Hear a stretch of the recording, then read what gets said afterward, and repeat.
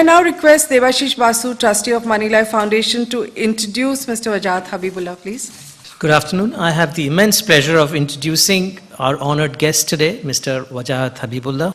In October 2005, Mr. Habibullah was appointed the Chief Information Commissioner just when the idea of the right to information was being implemented.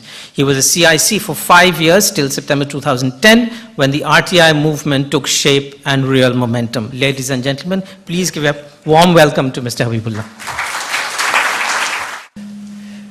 It's a pleasure for me to come and talk to you about a subject which is, of course, much discussed in the country.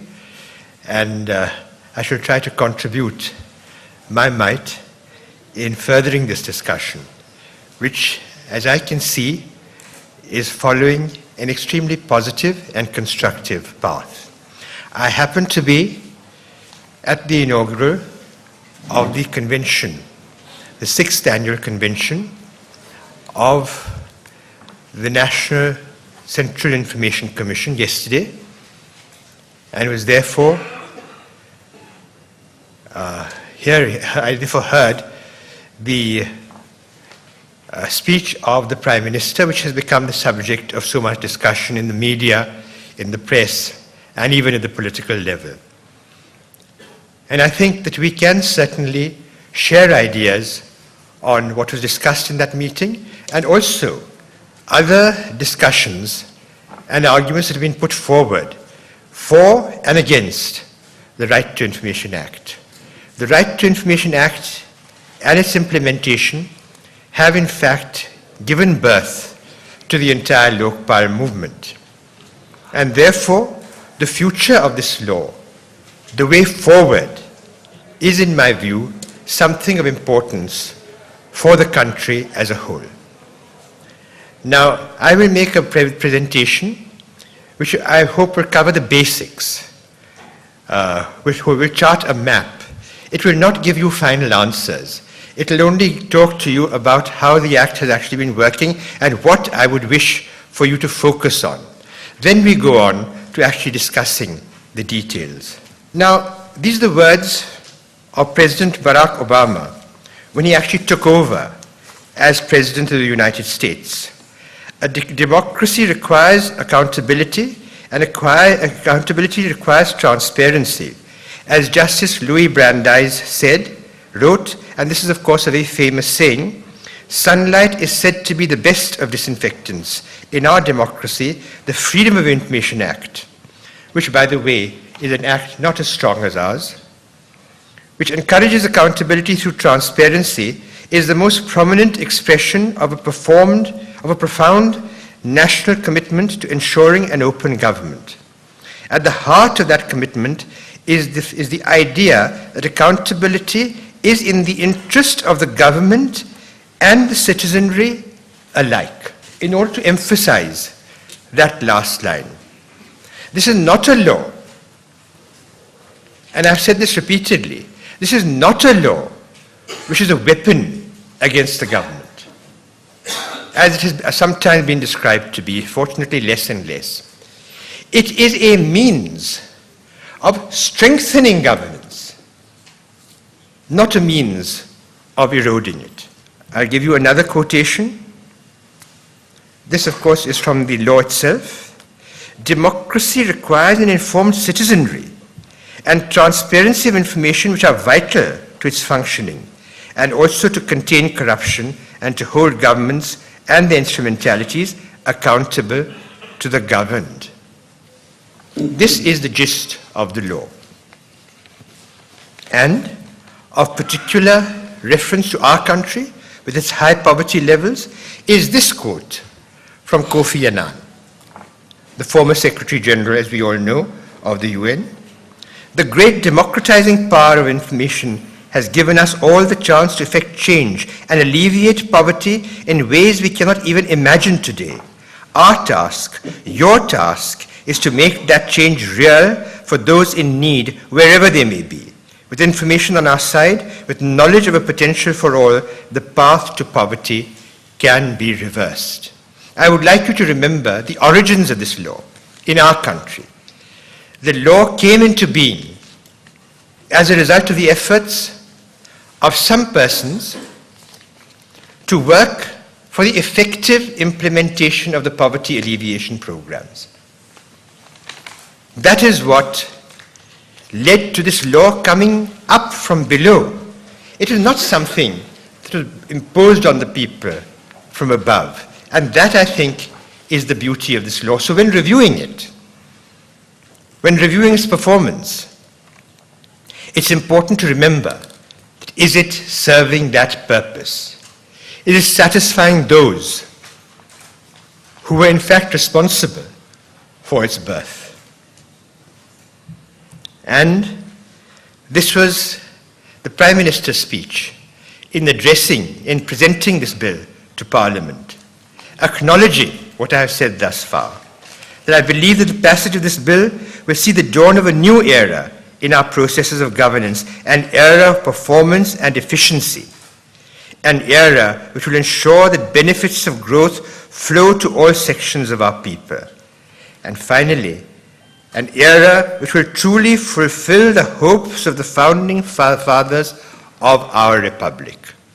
Now, the question is, the benefits of this act are for whom? See the development of our country. Has the infrastructure come up to the levels as we expect it to come up to, despite privatization? What has happened to employment growth?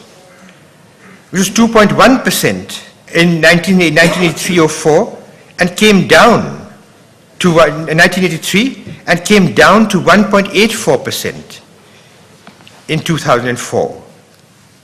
Is NREGA the answer? How is it working?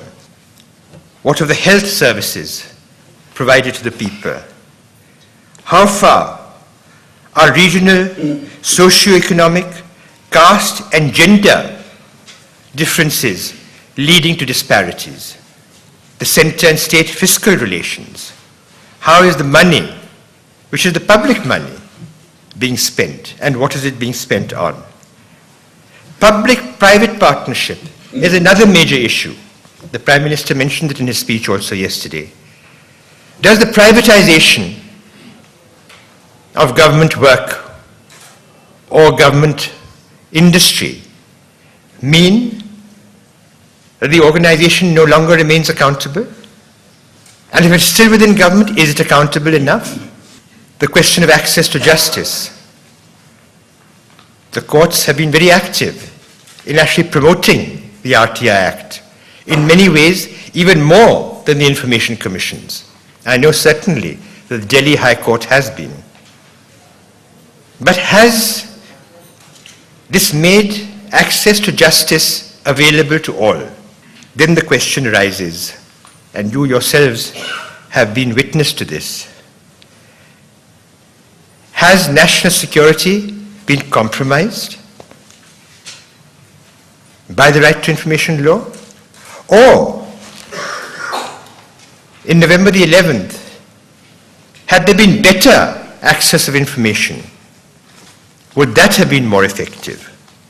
So the question arises as to whether national security overrides social security and individual freedom, or in fact, does the strengthening of individual freedom and social security lead to the increase of national security? This is the definition of information, and I've emphasized towards the end, you don't know the definition, but I've emphasized at the end, any private body which can be accessed by a public authority under any other law for the time being in force. And a ruling under this law, under this clause, we found that schools, cooperatives, all set up in the private sector, all of them actually come under this act. They can be asked for information, but the information has to be asked for through the government department, which has this access. And this is not only the kind of information which is already available with the government department. If it can be accessed, which can be accessed, that means even if that is not available with the government department, but is available with a particular private institution, then that can be called for by an individual applying to a particular organization. Now, these are key concepts, therefore.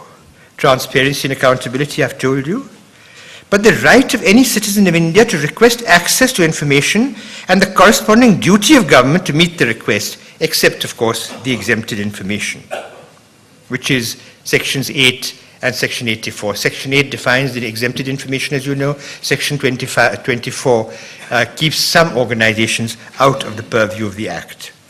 And this is important. It is a duty of government to proactively make available key information to all. Section 4. I have for a long time held that if this clause is fully implemented and effectively, then much of the problem which government departments complain of, the work is too much, we don't find time for anything else. I don't, of course, agree that that is so. But even if it were so, the way to overcome it is through proactively making available information to all under Section 8, under Section 4.1b, and computerizing your records so that access to that information becomes easy. This is happening, but to a very limited extent. And, if I may say so, this brings about a responsibility on all sections, not only on government. Citizenry, NGOs, and media.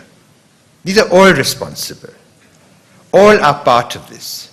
I don't really need to have to explain this to you because so many of you are representing